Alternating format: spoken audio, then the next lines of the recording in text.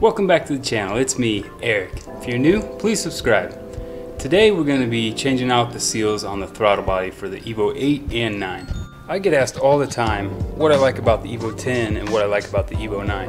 Well, one thing I'm learning is that the EVO 8s and 9 have an issue with the throttle bodies. The seals tend to leak and they turn into garbage after a while.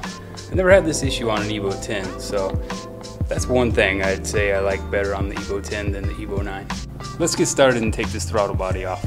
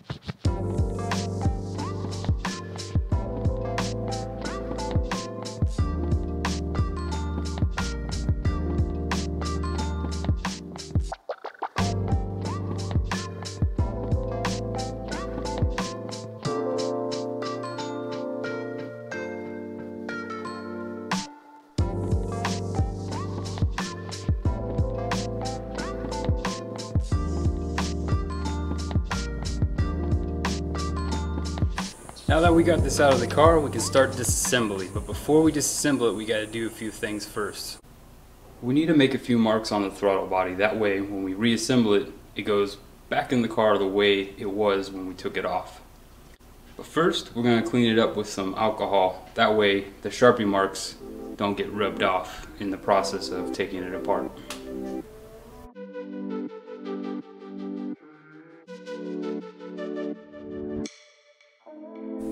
Now that I got it all cleaned up, I'm going to make a few hash marks on the TPMS sensor and also on the throttle body side. The reason we got to do that is there's preload inside here and you want to make sure everything lines back up. So I'm going to make about 5 marks on here. That way, should be plenty to know that I have it all matched back up when reassembling it.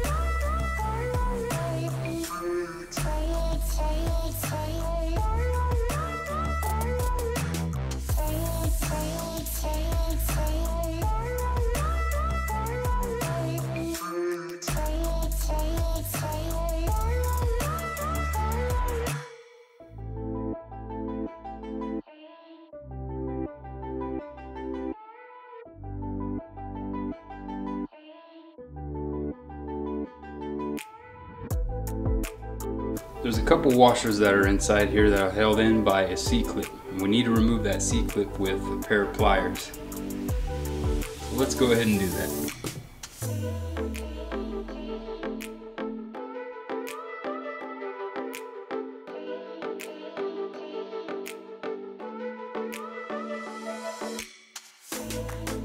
Alright, next thing we need to do is take these screws out of the butterfly plate. Mitsubishi puts blue Loctite on them from the factory so that way they don't back out.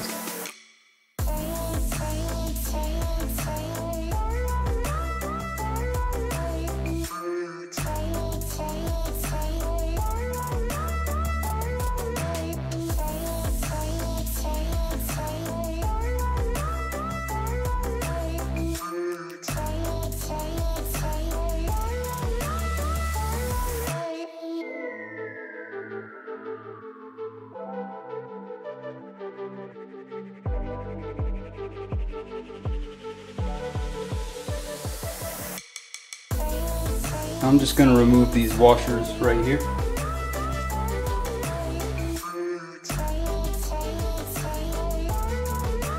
Just got these 2 washers here, the metal ones underneath the plastic one. Next thing I'm going to do is put them lying across this spring here to make sure that I have the correct preload when I put everything back together.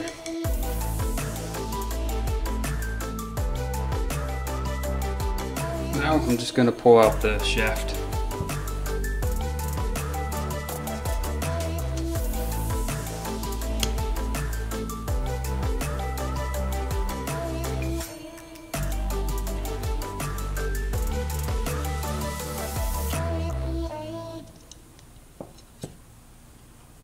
As you can see right there, that's the seal, and it's completely destroyed.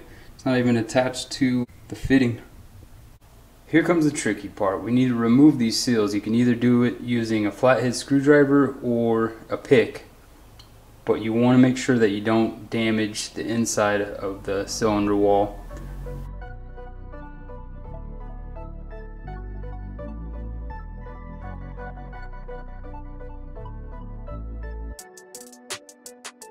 Now that we got the old busted out, we have the new ones that need to go in, so just gonna lube it up with a little bit of grease and then also put some on the seals themselves as well to help get them in there.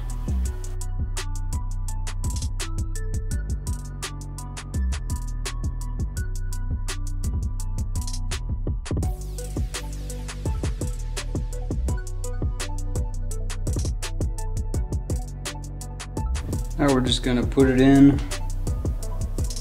with the O-ring side going down in. I'm going to use a 10mm socket and a mallet to tap it in. Just be very gentle with it.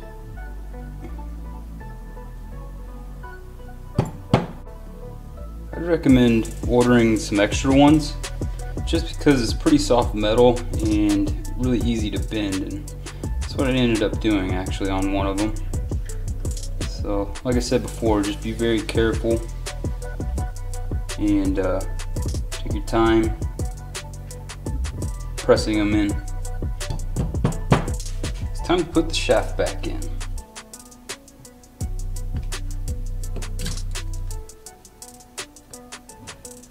You want to make sure that the seal doesn't push out the other side, which we're good, but if it does, just use the washer and tap it back in if you need to.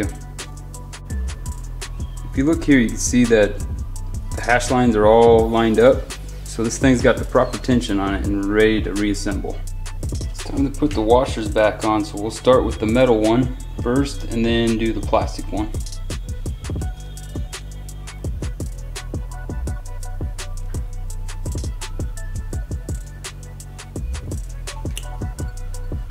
And then now it's time to do the spring clip.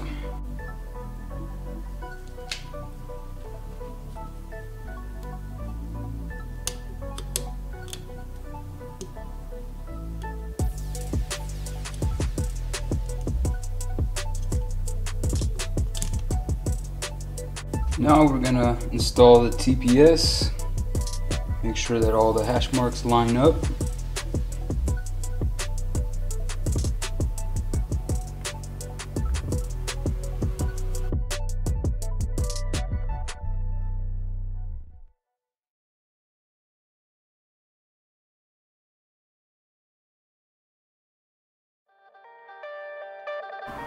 Everything lines up, so now we can move on to installing the plate.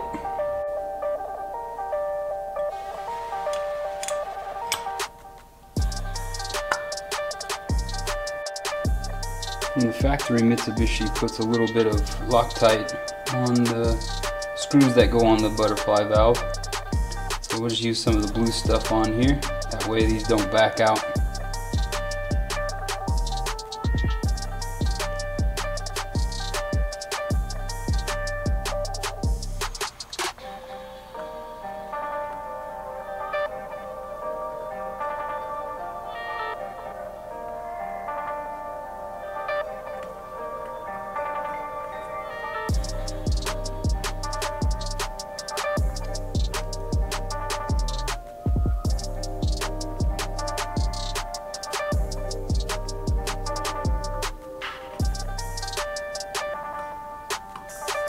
If installed correctly, the bottom of the plate should go towards the intake manifold when the throttle body's open.